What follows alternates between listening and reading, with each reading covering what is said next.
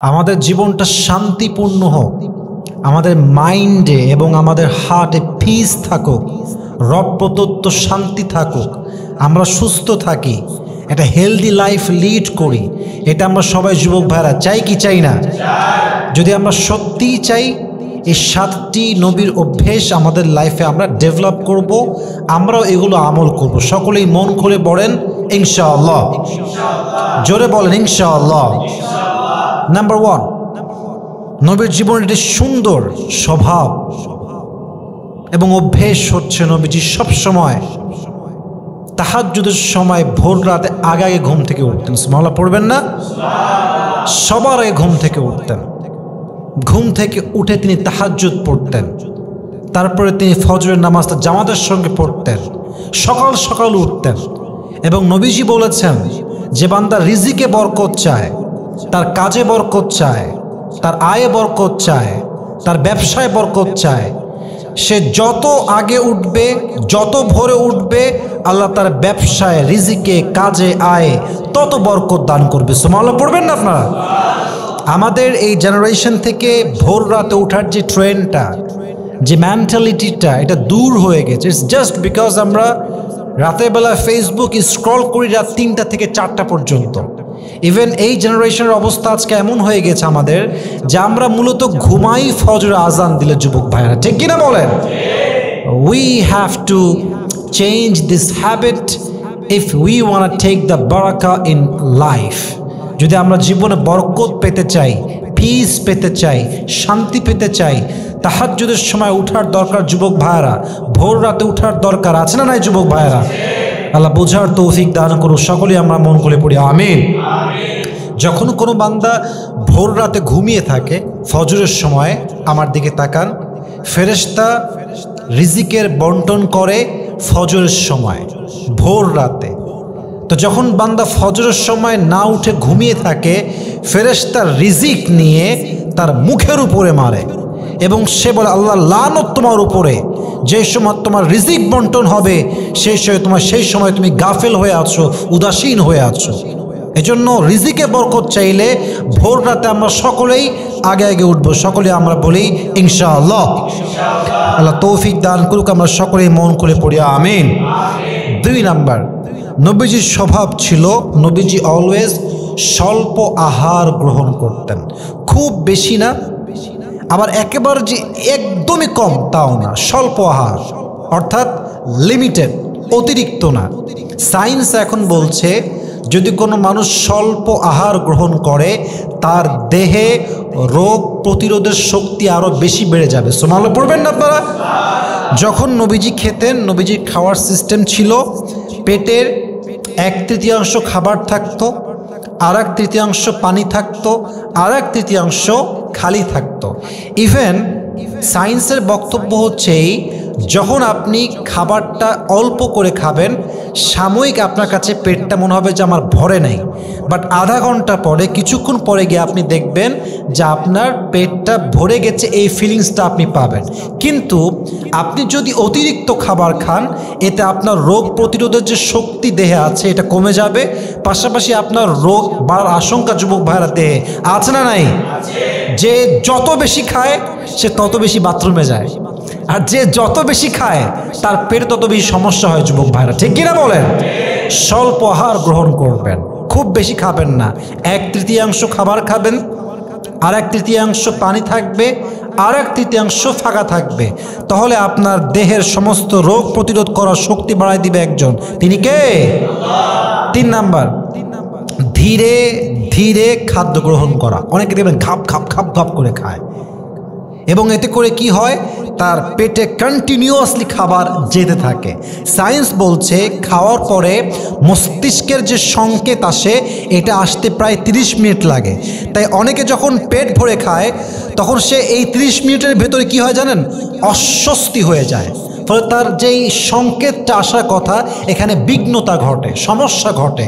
আর যখন ধীরে ধীরে মানুষ খায়, তার ব্রেনের যেই অ্যাক্টিভিটি লেভেলটা, এটা আগে যেমন ভালো কাজ করত, ঠিক তেমনই ভালো কাজ করে। সুবহানাল্লাহ পড়বেন না তো সবাই? অতএব খাওয়ার ক্ষেত্রে নিজেকে ঠিক রাখার জন্য ধীরে ধীরে খাদ্য গ্রহণ করবেন। রাজি আছেন তো সবাই ইনশাআল্লাহ?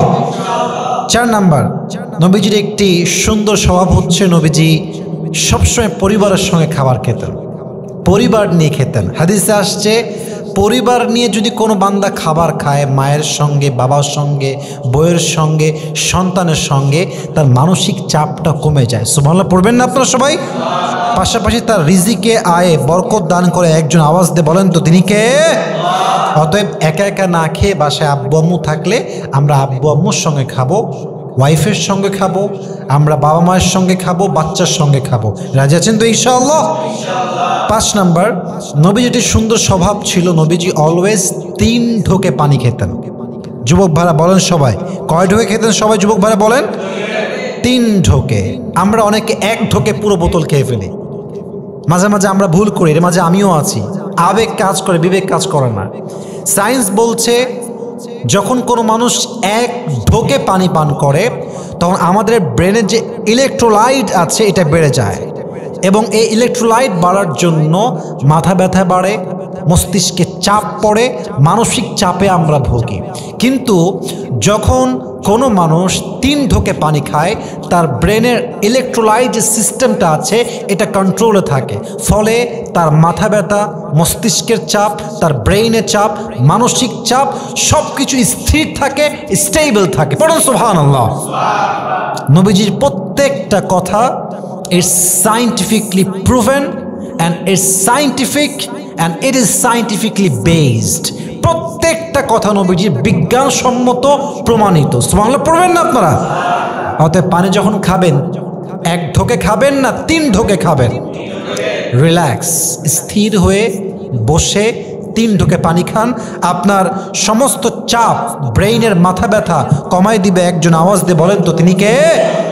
বরং মাঝে মাঝে 1 ঢোকে পানি খেলে সায়েন্স বলছে, ডাক্তাররা বলছে আপনার পাকস্থলীও অনেক সময় ক্ষতিগ্রস্ত হয়ে যায়। আল্লাহ আমাদের সবাইকে বোঝার তৌফিক দান করুক। আমরা সকলেই মন খুলে পড়ছি আমিন। 6 নাম্বার, নবীজি তার একটি সুন্দর স্বভাব ছিল যে নবীজি অলওয়েজ শুধু রোজার মাসেই রোজা রাখতেন না, বরং প্রত্যেক সোমবারে অর্থাৎ রোজার মাসের বাহিরেও তিনি অন্য অন্য সপ্তাহে, অন্য অন্য মাসে নফল রোজা রাখতেন। সুবহানাল্লাহ পড়বেন না আপনারা? বিশেষ করে প্রত্যেক সপ্তাহের সোমবারের দিন রোজা রাখা নবীজির সুন্নাহ। পড়েন সবাই সুবহানাল্লাহ। সায়েন্স বলছে যে প্রত্যেক মাসে রোজা রাখে যে বান্দা, রোজা রাখার মাধ্যমে নিজেকে, এই যে আমরা একটা লম্বা সময় না খেয়ে থাকি, এটার দ্বারা বিজ্ঞানের দাবি করছে যে আমাদের দেহে অনেক রোগ প্রতিরোধ শক্তি বেড়ে যায়, অনেক রোগ আমাদের কমে যায়। এবং পাশাপাশি জাপানি বিজ্ঞানীরা বলেছেন যে রোজা অত্যন্ত একটি স্বাস্থ্যকর জিনিস। রোজা রাখার ফলে দেহের যে কোষগুলো আছে সারাদিন খাদ্য পানীয় না পেয়ে আমাদের দেহের মধ্যে থাকে, দেহের এই মৃত কোষগুলোকে সবল কোষ খেয়ে ফেলে। এতে করে কি হয়, একজন মানুষের দেহের যে রক্ত চলাচল আছে, ব্লাড সার্কুলেশন আছে, দেহের যে ফিজিক্যাল কন্ডিশন আছে, এটা ডে বাই ডে ডেভেলপ করে। দেহের সমস্ত রোগ বালাই মুসিবত আস্তে আস্তে দূরীভূত হয়ে যায়। সুবহানাল্লাহ পড়বেন না আপনারা?